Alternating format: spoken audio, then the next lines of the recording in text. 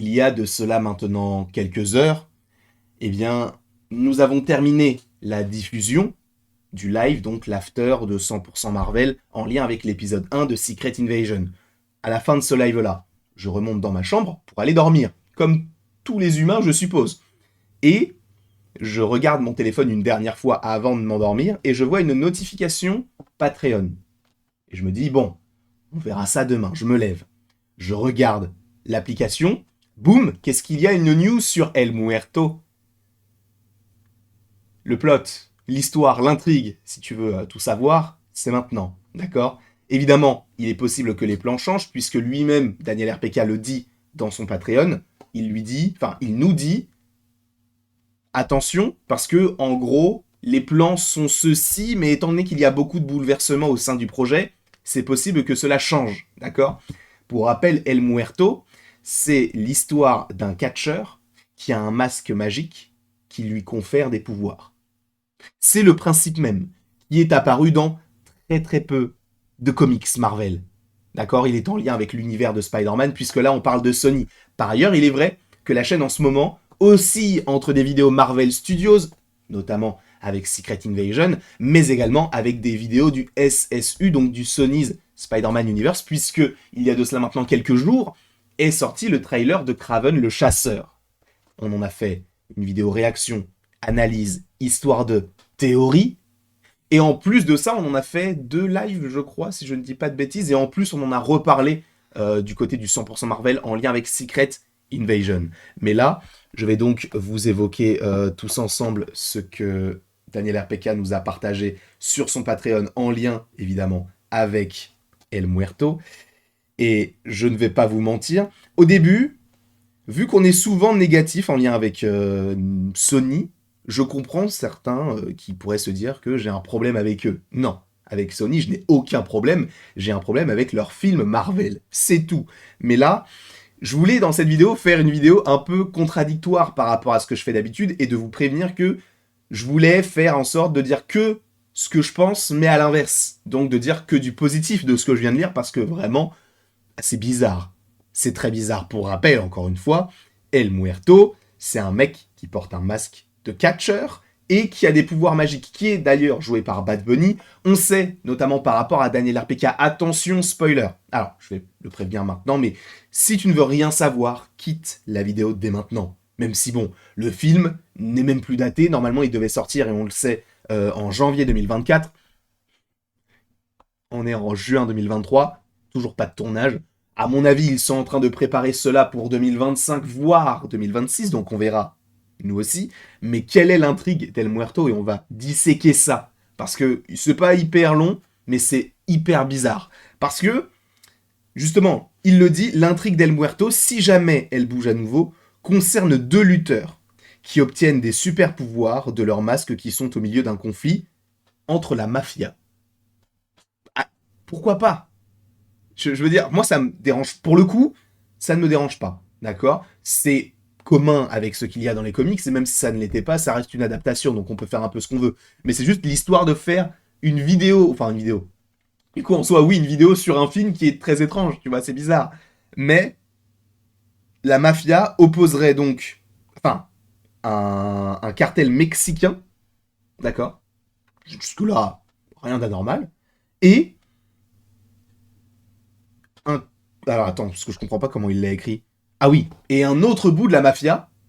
Donc c'est 2 mafias qui s'opposent. Donc d'un côté une mafia mexicaine et d'un autre côté Tombstone.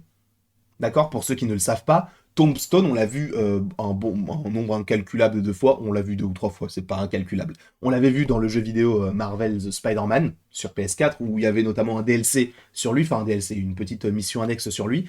Il y avait également Tombstone dans la, la- le film d'animation Into the Spider-Verse, puisque c'était le bras droit du Caïd. Donc vous savez, c'est ce personnage qui est très clair de peau.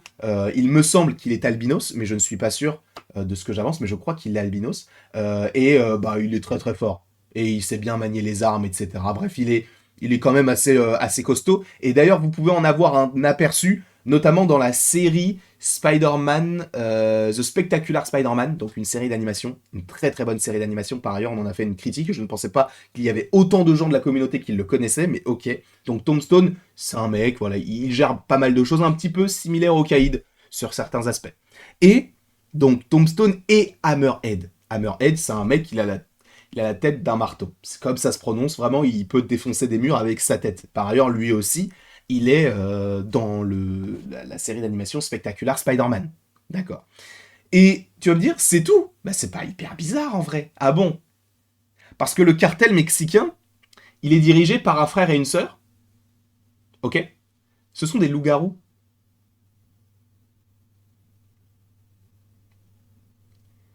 Donc là, on a un film, El Muerto, avec des catcheurs qui ont des pouvoirs magiques, qui sont au milieu d'un conflit entre Tombstone, un mec qui a la peau impénétrable, qui est hyper fort, etc.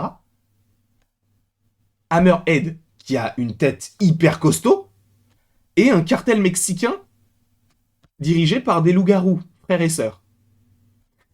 En vrai de vrai, je vais pas vous mentir, c'est pas que ça ne me hype pas, au contraire, je trouve ça plutôt intéressant, d'accord? Sachant que au niveau des monstres, je parle surtout pour les loups-garous, on a l'habitude maintenant du côté de Sony, et on va pas se mentir, c'est plus ce qui ressort bien, l'esthétique des personnages. Personnellement, c'est pas mal, tu vois, Morbius, il était vraiment pas mal. Bon, on n'a pas l'aspect du rhino dans le trailer de Kraven, mais je suppose que ça pourrait être assez intéressant également. Venom et Carnage, pour le coup, sont bien faits. Donc je me pose pas de questions afin de savoir s'ils vont réussir un aspect monstrueux assez loup-garou.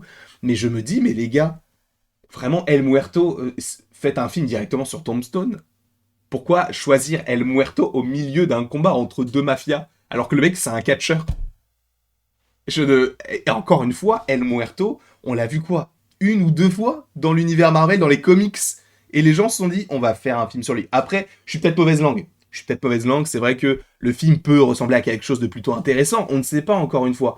Et je serai le premier à le reconnaître. On a reconnu que Kraven le chasseur, ça rendait plutôt bien. Avec évidemment quelques réserves, puisque ce n'est qu'un trailer, mais ça rendait plutôt bien Kraven le chasseur. Là, avec ce qu'on a avec El Muerto, déjà, premièrement, je comprends pas comment ce projet peut exister. Et si tu veux faire un film sur ça, fais un film sur Tombstone. Tu vas me dire, oui, mais c'est pas vendeur. Tombstone, c'est sûrement plus vendeur que El Muerto. El Muerto, encore une fois, personne ne le connaît. Que ce soit dans les comics ou même dans la vie de tous les jours. Alors là, on le connaît parce que justement, ça fait parler. Et je pense que Sony veut jouer aussi sur ça. En plus, ils prennent Bad Bunny, etc. Ok. D'ailleurs, je crois que c'est Crandon, donc qui jouait déjà Tombstone dans Into the Spider-Verse, enfin qui le doublait vocalement, qui justement devrait jouer Tombstone là dans ce film-là. Donc en vrai, c'est déjà par rapport à ça, c'est plutôt pas mal. Le fait qu'il reprenne cet acteur-là qui avait déjà joué le perso. Mais dans sa globalité, je trouve que des loups-garous, les gars. Des fucking loups-garous. Dans El Muerto. Alors encore une fois, il le précise, ça peut changer, parce que pour l'instant, c'est le plot. Donc, pour rappel, deux catcheurs qui ont des masques magiques, qui sont au milieu d'un conflit entre la mafia de Tombstone et Hammerhead, et un cartel mexicain dirigé par un frère et une sœur loup-garou. Dit comme ça, on dirait vraiment le début d'une blague, mais en vérité, ça peut bien rendre. Ça peut bien rendre. Bref, je vous fais évidemment d'énormes bisous. J'espère que vous avez apprécié cette vidéo. Aujourd'hui, il y aura quand même pas mal de vidéos. J'en suis confus pour ceux qui ne voudraient pas forcément ce genre de contenu souvent. Mais tout à l'heure, il y a la critique d'Asteroid City. Normalement, il y a l'histoire de Secret Invasion en comics. Et en plus de ça, ce matin est sortie la série Skull Island, en lien avec le Monsterverse, qui est donc une série d'animation. Donc on va s'empresser de regarder tout ça, de la dévorer à petit feu. C'est pas français, mais t'as compris. Bref, on va regarder tout ça. Je vous fais évidemment d'énormes bisous. Et après tout ceci, il ne me reste plus qu'à vous dire à la prochaine pour la prochaine. Et bien évidemment, tu peux aimer, partager, commenter et même t'abonner, si ce n'est pas déjà le cas.